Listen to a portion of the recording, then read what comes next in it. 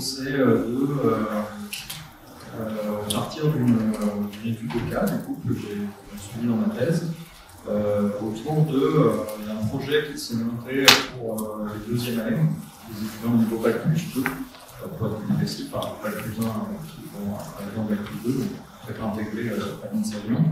Et en fait, on leur propose un projet qui fait partie de l'enseignement obligatoire à l'intérieur d'un module qui s'appelle Enjeux de la transition écologique et qui annonce en fait adresser les questions de la transition autour de cette notion de futur crédible, désirable et partagé. Et donc, il y a un peu cette idée de la place des imaginaires en fait autour de la transition.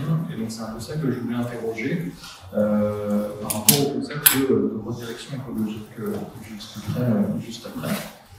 Donc, le cadre de la recherche, c'est un chantier d'évolution de la formation qui s'est lancé à l'INSA Lyon en 2019. Avec l'objectif d'atteindre à peu près 8% des ECTS qui soient consacrés explicitement aux questions de transition, de développement durable, responsabilité sociétale, plusieurs terminologies qui cohabitent. Et donc ma thèse portait sur ce chantier-là, avec l'idée à la fois d'analyser en fait les échanges et les obstacles rencontrés par les enseignants, alors pourquoi ça bloque, pourquoi c'est compliqué en fait, de s'emparer de ces objets de formation. Et en même temps, je faisais ma thèse dans un service d'appui pédagogique, et donc il y avait une ambition aussi d'expérimenter en fait, les outils pour accompagner les enseignants justement à monter ce type de nouveaux enseignements autour de ces questions écologiques. Et donc, ce sur quoi je vais partir aujourd'hui, c'est le projet ESSI, qui a résulté de l'accompagnement que j'ai fait. Et je m'interroge un peu dans ce projet-là, en fait, qu'est-ce qu'on pourrait interpréter à l'aune de ce concept de redirection écologique qui vient de Bonnel, Mandivard et Monin. Donc cette notion de redirection écologique, en fait, elle s'inscrit vraiment dans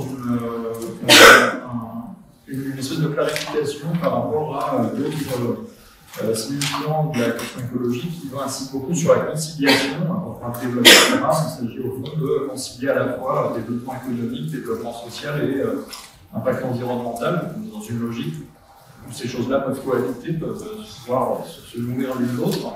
Quand on parle de redirection écologique, le but c'est justement de dire en fait, c'est pas de ça dont il s'agit, en fait, c'est plutôt parler de la question de l'arbitrage. En fait. Qu'est-ce qu'on va garder, qu'est-ce qu'on va fermer, clore de ces communs positifs et négatifs qu'on hérite de la modernité, et donc en fait ces infrastructures qui ont un impact environnemental problématique. Et en même temps, tout ne peut pas être gardé et il faut encore faire des choix. Qu'est-ce qu'on garde du monde moderne et à quoi on renonce? Et cette notion de redirection écologique, elle s'inscrit pas mal dans le courant philosophique des éthiques du Caire. Je pourrais revenir dessus si vous voulez, mais ce qu'on peut retenir de cette orientation éthique, en fait, c'est vraiment de se concentrer à partir vraiment de la question des vulnérabilités. Les individus, les êtres de différentes espèces sont vulnérables et en fait c'est par des relations avec leur environnement, avec d'autres membres de leur ils vont pouvoir justement se maintenir en fait, et persister dans le temps.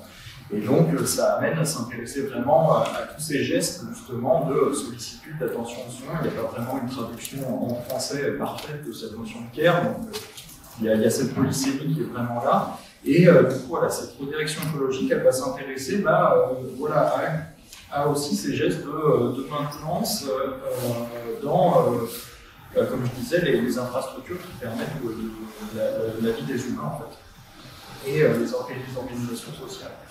Et ce cadre-là, il s'inscrit aussi dans l'idée d'une intensification démocratique. C'est une idée qu'on peut formuler de différentes façons. Pour ces auteurs-là, ils s'inscrivent un peu dans la suite de Toumy, que reprend aussi Latour, par exemple, avec cette idée que finalement, autour des problèmes écologiques, mais pas que, en fait, on a la question de l'émergence de nouveaux publics, en fait, de groupes qui se sont concernés, qui sont affectés par ces enjeux-là. Et la question, c'est plus de savoir comment est-ce qu'on permet à ces groupes particuliers de porter leurs problèmes, d'en faire un problème public, en fait, et de le discuter à l'échelle de la société. Et dans cette idée de redirection écologique, je parlais de Latour tout à l'heure, il y a l'idée finalement que la notion de public, elle participe aussi, enfin, comment dire, il faut l'entendre dans une logique de redéfinition de la société, c'est-à-dire que dans ce qu'on appelle société, il n'y a pas que des humains, en fait, il y a aussi des objets, il y a aussi des êtres vivants non humains, et qui peuvent faire partie en fait de ça. Et ça pose plein de questions de comment est-ce qu'on représente du coup ces individus non humains. Mais du coup, voilà un peu le cadre dans lequel se place cette notion de redirection. Et moi, la question que je me suis posée à partir de ce cadre-là, c'était de savoir, que je voulais vous demander aujourd'hui, c'est de savoir finalement, du point de vue de l'ingénieur, qu'est-ce que ça implique cette redirection écologique. Des points que ça. J'ai essayé de lister un peu ce qu'il y avait comme implication. Il me semble qu'il y en a qui sont d'ordre plutôt ontologique et épistémologique. Je parlais là de la question de redéfinir la société. En fait, on parle vraiment de qu'est-ce qui fait partie du social, qu'est-ce qui fait partie du politique, en fait. Et donc, c'est cette redéfinition autour de nature-culture. Et en fait, derrière la nature et la culture, en fait, c'est d'arriver à penser à la fois les biodiversités, les technodiversités, en fait, toute la spécificité de ces artefacts et de ces êtres vivants et comment ils sont pas. On ne peut pas les réduire à une totalité uniforme. Et un point que ça amène aussi, c'est de se dire que, contrairement à la vision moderne qui pose que le monde naturel existe de toute éternité par rapport à nous, là, en fait, le monde commun, il est à construire. C'est-à-dire que, justement, c'est cette question des arrangements qui va nous intéresser. Je pourrais y revenir si vous voulez. Du point de vue des ingénieurs, si on attend d'eux qu'ils participent à une forme de redirection écologique, il me semble qu'il faut aussi créer une forme de conception élitiste du savoir. Tu parlais du fait que la science moderne prétend dire tout finalement ce qu'il y a à savoir sur la nature ou même sur la culture. Et en fait, ce qu'on voit, c'est plutôt le savoir. Les sciences modernes produisent aussi des formes d'ignorance. Il y a toute une dimension de savoir non scientifique finalement qui est un peu passée à l'as avec cette option épistémologique. Et donc, si on veut penser les arrangements locaux autour des milieux avec la spécificité des publics, et on a besoin de changer en fait le conception du savoir. Un autre point qui renvoie plutôt au savoir-faire, aux organisations techniques, c'est ce que, par exemple, l'idée de prévalence de l'additif sur le soustractif. C'est l'idée qu'aujourd'hui, un bon ingénieur, finalement, il fait l'ingénieur le plus prestigieux, celui qui fait de la conception. Il va amener des nouveaux objets dans le monde, et s'il est bon, ces objets vont être super.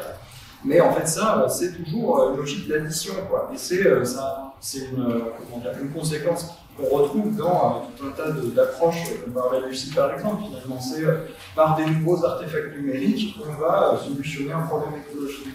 Et en fait, tant qu'on est dans cette logique-là, on ne pense pas le soustractif. En fait, qu'est-ce qu'il faudrait enlever justement pour que notre monde devienne soutenable, pour que notre société devienne soutenable. Et donc ça amène là encore, si on veut se tourner plutôt à la question de la maintenance, qui serait une forme de care appliquée à la technique, du coup il faut rompre un peu sur cette idée qu'il faut ajouter autre chose, et c'est ça que l'ingénieur a comme responsabilité. Et ça nous interroge aussi sur tout ce qui est de l'ordre des ingénieries de la fermeture, du démantèlement. En fait, il faut des compétences techniques vachement poussées pour, par exemple, démanteler une centrale nucléaire. Et ça, c'est des savoir-faire qui sont peu présents, voire pas du tout, dans les formations d'ingénieurs, en fait. Parce que, justement, on a cette prévalence-là. Un autre point aussi qui est finalement pas toujours interrogé par les enseignants avec lesquels j'ai travaillé, mais c'est en fait l'idée de se dire, est-ce que dans le monde redirigé dont on parle, le monde en transition dont on parle, est-ce que la place de l'ingénieur a vocation à rester la même? Est-ce qu'il n'y a pas un enjeu aussi de justice sociale à repenser en fait les rapports de production et la position que les ingénieurs occupent dans ces rapports de production?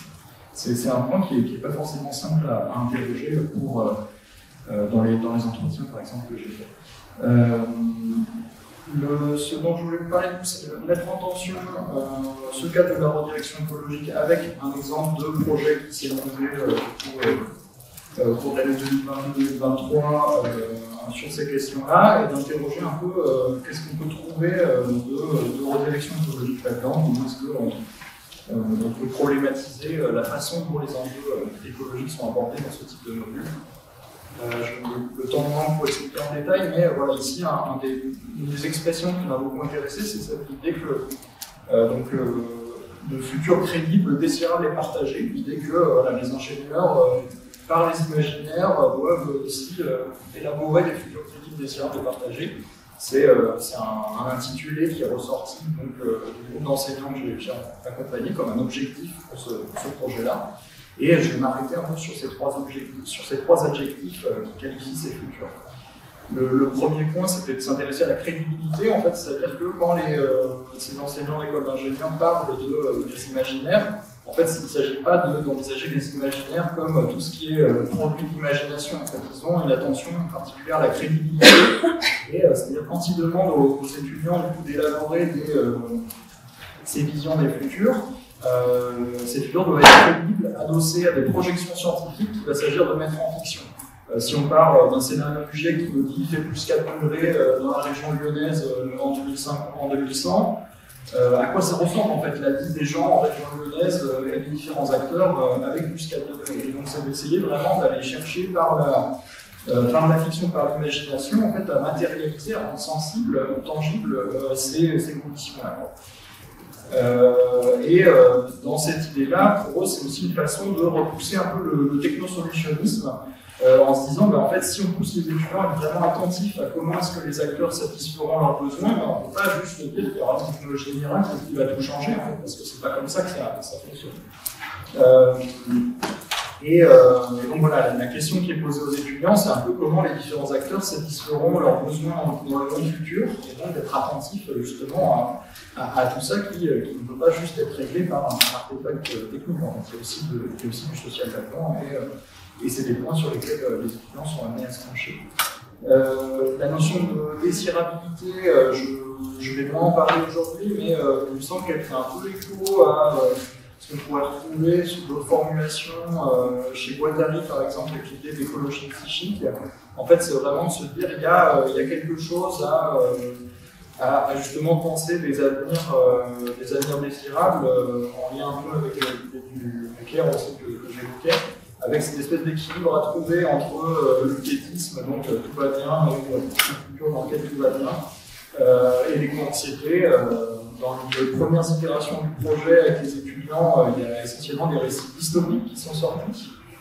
Spontanément, les étudiants écrivent des dystopies. C'est une forme de façon qu'on retrouve pas mal dans la culture populaire contemporaine.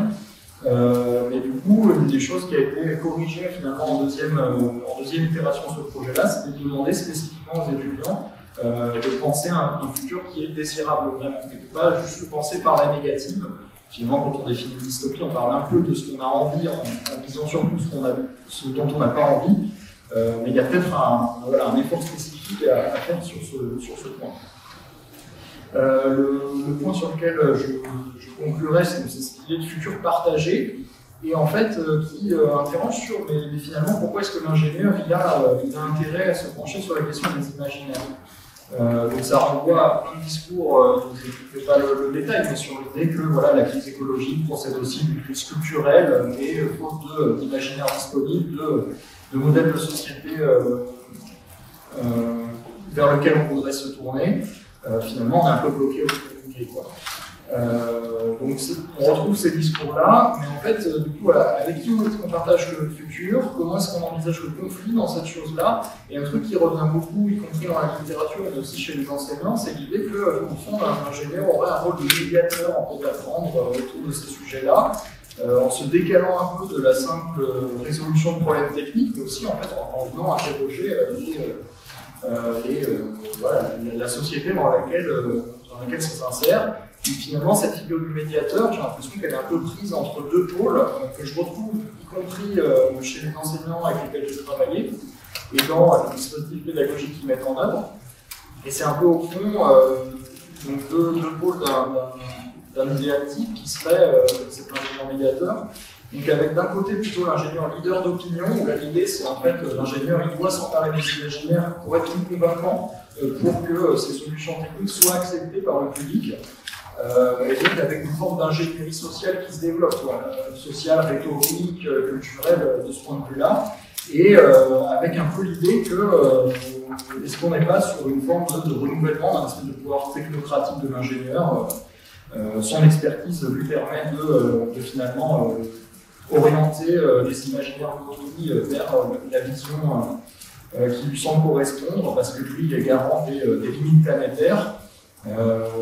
Finalement, dans cette typologie-là, on retrouve vraiment une difficulté à interroger vraiment cette idée de monde commun, en fait, dont je parlais plus tôt. Et peut-être l'autre rôle de ces idéotypes, ça va être plutôt la question de l'empuissantement des publics, dont je parlais un peu plus tôt, en fait, c'est de dire, en fait, ce qui compte à travers cette question des imaginaires, c'est pas tant que l'ingénieur apporte ses propres solutions, que de susciter l'enquête, en fait, et de démocratiser les choix techniques en faisant vraiment un enjeu politique à discuter dont il n'a pas de solution préfabriquée. Mais en même temps, cette typologie, il me semble qu'elle est intéressante, parce qu'elle pose une question pas facile pour les enseignants et même pour les étudiants, c'est est-ce que, en empuissant les publics, en démocratisant la technique, est-ce que l'ingénieur, en fait, il ne travaille pas à sa propre disparition?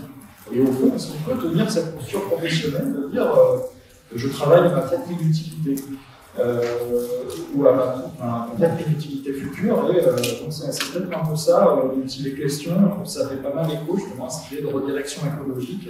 À quoi est-ce qu'on renonce? Est-ce qu'il faut renoncer finalement à la figure de l'ingénieur pour faire un monde commun soutenable, désirable et partagé? Merci. Merci.